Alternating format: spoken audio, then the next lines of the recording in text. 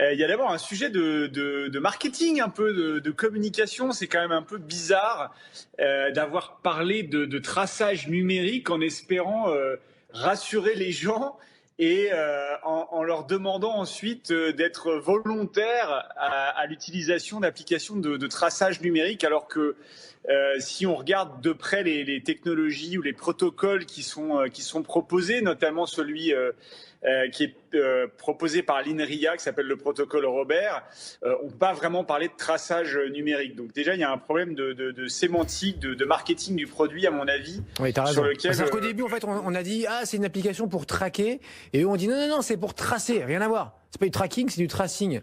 Bon. Cette fameuse application qui d'abord ne fonctionnera que si elle est adoptée par au moins 60 ou 70% des Français, ou en tout cas de chaque population sur chaque territoire, ce qui est quand même très loin d'être gagné. Donc ça, c'est quand même l'élément de base.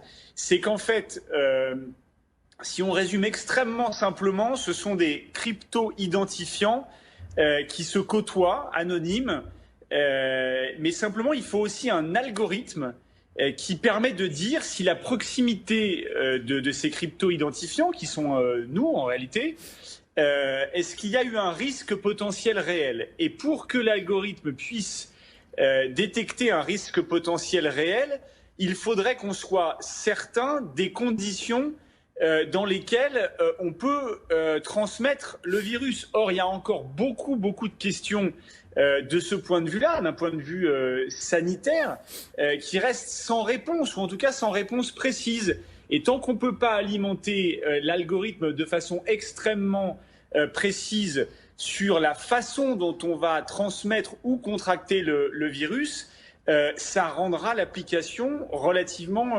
inefficace. Donc, si l'algorithme n'est pas suffisamment puissant parce qu'il n'a pas des données suffisamment précises et qu'il y a très peu de gens qui l'utilisent, puisque ça sera sur la base du volontariat, ça va rendre cette application relativement inefficace. Donc oui, on peut quand même se poser la question de l'utilité de l'application en question à ce stade.